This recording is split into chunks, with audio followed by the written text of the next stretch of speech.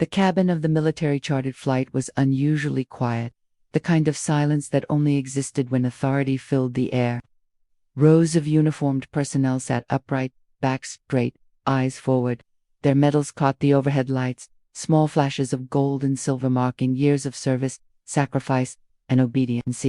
Near the front of the cabin stood two women facing each other. One wore a pristine flight attendant uniform, tailored sharp, posture rigid with practiced control. Her hair was pulled tight, expression tense but defiant. She held a phone to her ear, jaw clenched, eyes locked on the woman standing inches away from her. The other wore a dark military uniform. She was calm. Her shoulders were relaxed, her breathing steady. A row of service ribbons lined her chest, each one earned, not given. Her face showed no anger, no forlorn patience, the kind that came from knowing exactly who you were, even when someone else didn't. Passengers nearby sensed it instantly. This wasn't just an argument. This was a mistake unfolding in real time. "I don't care who you think you are," the flight attendant snapped, her voice sharp enough to cut through the cabin. "You can't just stand here and ignore crew instructions." The soldier tilted her head slightly, not in disrespect, but curiosity. "I'm not ignoring anything," she said evenly. "I'm waiting to be addressed properly." The flight attendant scoffed. "You people always say that," she muttered. A few heads turned, a few shoulders stiffened. The soldier's eyes narrowed not in anger, but in awareness. "What did you say?" she asked calmly. The flight attendant laughed under her breath, clearly irritated now. She raised the phone higher, as if drawing power from whoever was on the other end. "Yes," she said into the phone, loud enough for half the cabin to hear. "I have a passenger refusing to comply. Yes, she's being difficult." She paused, listening, then smirked. "No, I don't know who she thinks she is." That was when the soldier spoke again. "You might want to choose your words more carefully." The flight attendant turned fully toward her now, eyes blazing. "Oh yeah," she snapped. "Who do you think you're calling?" The words hung in the air. In the row behind them, a young officer swallowed hard. Two soldiers exchanged glances. Someone farther back slowly lifted their phone, sensing they were witnessing something they wouldn't be able to forget. The soldier took one small step forward. "Someone with real power," she said quietly. The flight attendant laughed. "Don't make me laugh," she said. "This isn't your base. This is my plane." The soldier didn't raise her voice. "And that," she replied, "is where you're wrong." The tension was unbearable now. Every sound felt amplified, the hum of the engines, the click of a seatbelt, the shallow breathing of people pretending not to stare. The flight attendant rolled her eyes and turned back to her phone. "Yes, Captain," she said sharply. "I need security at the front. Immediately." She lowered the phone and crossed her arms. Satisfied. "You brought this on yourself," she said to the soldier. The soldier said nothing. She simply reached into her jacket and removed a small identification folder. She didn't open it yet. She just held it and waited. Footsteps echoed from the cockpit. The captain emerged, followed by two senior officers. Their expressions were serious, alert, and unmistakably respectful. "Captain," the flight attendant said quickly, pointing. "This passenger has been confrontational and uncooperative." The captain's eyes moved to the soldier. And then something changed. His posture shifted instantly. His expression hardened not with anger, but with recognition. He stopped walking. "So this is what's happening," he said quietly. The flight attendant frowned. "Yes," she replied. "She's been enough," the captain said firmly. The word landed like a gavel. The entire cabin went silent. The flight attendant stared at him, stunned. "Sir," she said. The captain turned fully toward the soldier. "Ma'am," he said, his tone respectful. "My apologies for the delay." He nodded once. The soldier returned the nod. The flight attendant's face drained of color. "Wait," she said. "You're apologizing to her." The captain didn't look at her. "Yes," he replied. "I am." Confusion rippled through the cabin like a wave. The soldier finally opened the folder and handed it to the captain. He glanced at it once, then twice. Then he closed it slowly and handed it back, his jaw tight. "Ladies and gentlemen," he said, turning slightly so the cabin could hear, "I need to clarify something immediately." The flight attendant shook her head. "This has to be some kind of mistake." The captain looked at her now. "The only mistake," he said, "was yours." He gestured toward the soldier. "This is Lieutenant Colonel Amara Hayes," he announced, decorated officer, Strategic Operations Command, currently assigned to Joint International Defense Oversight. A murmur swept through the cabin. The flight attendant staggered back half a step. That's not possible," she whispered. Lieutenant Colonel Hayes spoke calmly. "I didn't want this to escalate," she said. "But you forced it," the captain continued. "Lieutenant Colonel Hayes outranks everyone on this aircraft," he said, "including me." Silence. Absolute silence. The flight attendant's mouth opened, but no sound came out. "You questioned her authority," the captain said. "You disrespected her service. And you made assumptions that have no place on this plane." The flight attendant's hands trembled. "I didn't know," she said weakly. "That," the colonel replied, "is the problem."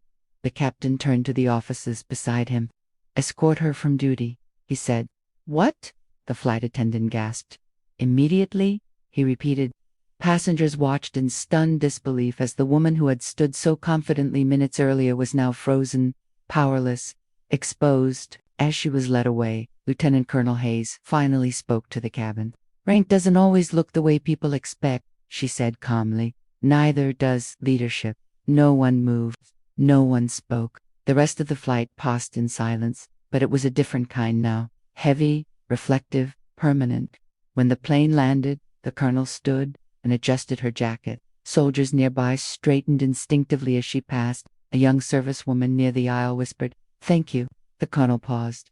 "For what?" she asked. "For reminding them," the woman replied. Lieutenant Colonel Hayes smiled faintly as she stepped off the plane.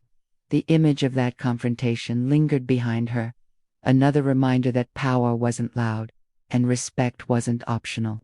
And for everyone who witnessed it, the lesson would last far longer than the flight itself. The removal of the flight attendant left a strange vacuum in the cabin. People sat frozen, processing what they had just witnessed. Authority had shifted so fast it felt unreal, like a scene from a film rather than something happening 30,000 feet in the air. Lieutenant Colonel Amara Hayes returned to her seat near the front, smoothing her jacket as she sat down. Her movements were precise, economical. Years of discipline lived in her bones. She didn't look around to see who was watching. She didn't need to, but everyone was watching. A senior officer across the aisle leaned slightly toward her. "Ma'am," he said quietly, "are you all right?" She nodded once. "I'm fine." "You showed restraint," he added. "That's part of the uniform," she replied. Behind them, whispers spread in low, careful tones. Not gossip, reflection. "I can't believe she talked to her like that. I thought she was just, guess we all thought wrong." Further back, a young civilian passenger stared at the empty space where the flight attendant had stood earlier. He replayed the moment in his head, the confidence, the dismissal, the certainty that she was right simply because she had assumed she was above the woman in uniform. The realization unsettled him. The plane continued smoothly, but something fundamental had changed. It wasn't fear. It was awareness. Midway through the flight, the captain's voice returned over the intercom. "Ladies and gentlemen," he said calmly, "I want to thank you for your patience earlier. We take conduct and respect seriously on this aircraft. If any passenger has concerns, my crew and I are here to ensure a safe and professional flight." He paused. "And for those who serve," he added, "thank you." Heads turned subtly toward Lieutenant Colonel Hayes. She remained still. When meal service resumed, a different flight attendant approached her seat. This one moved carefully, not nervously, but with intentional respect. "Ma'am," she said, "may I bring you anything?" "Water will be fine," Amara replied. The attendant nodded. "Right away." As she walked back to the galley, she exhaled deeply. She had never seen anything like that before. She had heard stories, complaints, conflicts, subtle discrimination, but watching it unfold so openly had shaken her. When she returned with the water, she hesitated. "If I may say," she began softly, "you handled that with incredible grace." Amara accepted the glass. "Thank you. I'm sorry," the attendant added, "for what you experienced." Amara met her eyes. "Awareness is the first step. What you do with it matters more." The attendant nodded, visibly moved, and stepped away. Across the cabin, a group of younger soldiers sat in silence, their postures straighter than before. One of them whispered, "That's leadership," and the others nodded. As the hours passed, the incident settled into memory, but its weight didn't fade. It lingered in every interaction, every glance, every quiet moment where assumptions were reconsidered. When the plane finally began its descent, Amara looked out the window. The land below came into focus slowly, like clarity after confusion. She felt no triumph, no satisfaction, only resolve. At the gate, the doors opened to reveal airport personnel and two uniformed officials waiting just beyond the threshold.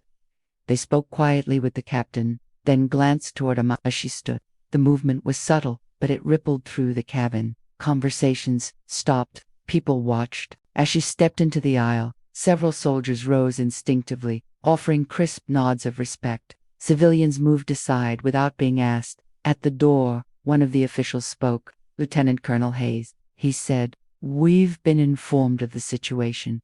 "Yes," she replied. "We'll be filing a formal report," he continued. "Your statement will be requested." She nodded. Of course. Before she stepped off the plane, she turned briefly toward the cabin. "Thank you for your cooperation," she said evenly. No speech, no lecture. That was enough. As she exited, a young woman seated near the front civilian, nervous, maybe early 20s, stood suddenly. "Ma'am," she said, voice shaking. Amara paused. "I just wanted to say, seeing you stand there and not lose control, it meant something," the woman said. "I've never seen power like that." Amara studied her for a moment. "Power isn't volume," she said. "It's responsibility." The woman nodded, eyes shining. Outside the aircraft, the noise of the terminal rushed back, in announcements, footsteps, rolling luggage. Life moved on, as it always did. But inside the minds of those who had witnessed the confrontation, something had shifted permanently. Later that evening, in a quiet briefing room far from the airport, Amara sat across from a panel of senior officials. The atmosphere was professional, measured. "You could have revealed your rank immediately," one of them said. "Why didn't you?" "Because respect given only after revelation isn't respect," Amara replied. "It's fear." Another official leaned back at the flight attendant. "She acted on assumption," Amara said. "That's the real issue." The room fell silent. Finally, the chairperson nodded. "Your restraint prevented escalation. Your conduct reflects well on the service." Amara stood. "That's all any of us can do." As she left the room, she felt the familiar weight of duty settle back into place. Tomorrow, there would be another meeting, another challenge, another space where she would have to exist before being believed. But she was ready. Because leadership wasn't about demanding recognition. It was about standing firm when recognition was denied. And somewhere, high above the ground, an entire plane full of people had learned that lesson the hard way.